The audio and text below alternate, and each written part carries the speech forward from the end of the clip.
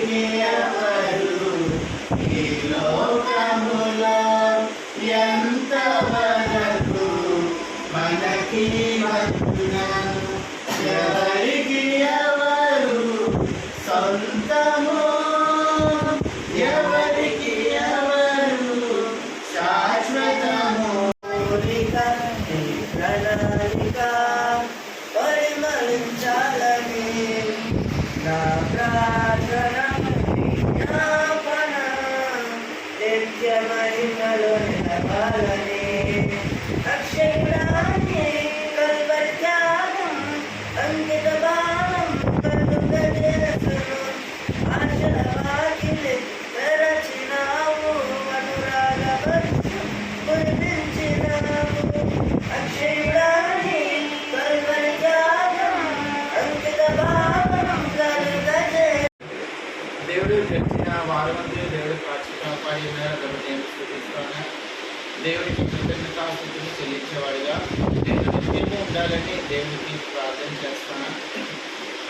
అలాగే దేవుడు నాకు మంచి ఆరోగ్యం దయచేశారు, మంచి ఆయుష్ దయచేశారు కాబట్టి దేవుడు స్థుతిస్తాను. డ్యూటీకి వెళ్తుండగా వస్తున్న ఎండలో దేవుడు కాచి కాపాడుతున్నాడు.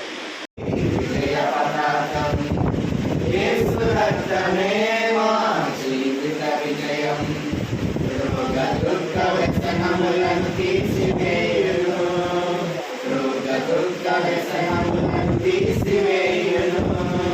సుఖ జీవనం చేయుటకు శక్తినిచ్చెను, సుఖ జీవనం చేయుటకు శక్తినిచ్చెను. నివసించు నా యేసయ్యా, నీ మహిమను ధరించిన పరిశుద్ధులు నా కంట పడగానే, నీ మహిమను ధరించిన పరిశుద్ధులు నా కంట పడగానే, ఆరాధన స్తుతి ఆరాధన ఆరాధన స్తుతి ఆరాధన ఆరాధన స్తుతి ఆరాధన. నీవే నా దైవమా, సృష్టికర్త ముక్తిదాత, సృష్టికర్త ముక్తిదాత, స్తుతులకు పాత్రుడా.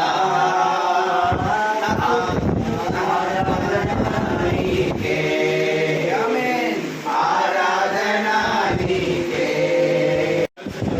నా యందు నిలిచియుండుడి, మీ యందు నేను నిలిచియుందును. నా యందు నిలిచి ఉండేది అంటే ఎవరి యందు మనం నిలిచి ఉండాలి? దేవుని యందు నిలిచి ఉండాలి. ఆమేన్. అప్పుడు మీ యందు నేను నిలిచియుందును. బైబిల్లో ఒక సర్టెన్ ఎగ్జాంపుల్ ఒకటి చూస్తాం. ఎవరు? పేతురు. పేతురు కష్టం వచ్చినప్పుడు దేవుడి యందు నిలిచి ఉన్నాడా లేదా? దేవుడు సిలువ వేసి దేవుడిని తీసుకెళ్తా ఉన్నారు. అయితే దాదాపు పేతురు నాకు తెలిసి 3-4 సంవత్సరాలు దేవుడితో పాటు కలిసి జీవించేవాడు. దేవుడు యేసు ప్రభు వారు సువార్తకి ఎప్పుడు స్టార్ట్ అయ్యారంటే 30వ సంవత్సరంలో స్టార్ట్ అయ్యారు. అయితే దేవుడు శిష్యులుగా అందరినీ 12 మంది శిష్యులుగా అందరినీ చేసుకొని ఆయనతో పాటు ఒక 3.5 సంవత్సరాలు దేవుడు సువార్త ప్రకటించారు లోకంలో ఉన్నంత కాలం. సిలువ పట్టుకొని దేవుడు తీసుకెళ్తున్నాం యేసు ప్రభుని. రోమా సైన్యం ఈయనతో పాటు పేతురు కూడా ఉన్నాడని ఒక వ్యక్తి చూసినప్పుడు ఎవరో నాకు తెలియదని 3 సార్లు. అయితే దేవుడితో పాటు ఎవరు నిలిచిలేరు. అప్పుడు ఆ టైంలో సిలువ వేస్తున్నారు. అందరూ శిష్యులందరూ పారిపోయారు, భయపడి అందరూ పారిపోయారు. ఈ యోహాను కూడా పేతురు కూడా దూరం నుంచి చూస్తున్నప్పుడు ఇంతో పాటు పేతురు కూడా ఉన్నాడంటే లేదు లేడని 3 సార్లు. అయితే యోహాను కూడా శిష్యుడైన పేతురు కూడా లేడు దేవునితో పాటు. సీమోను పేతురు నిలవబడి చలి కాచుకొనుచుండగా వారతని చూచి, నీవు నాయన శిష్యులలో ఒకడువు కావా అని చెప్పగా, అతడు నేను కాను, నేను ఎరగను అనేను.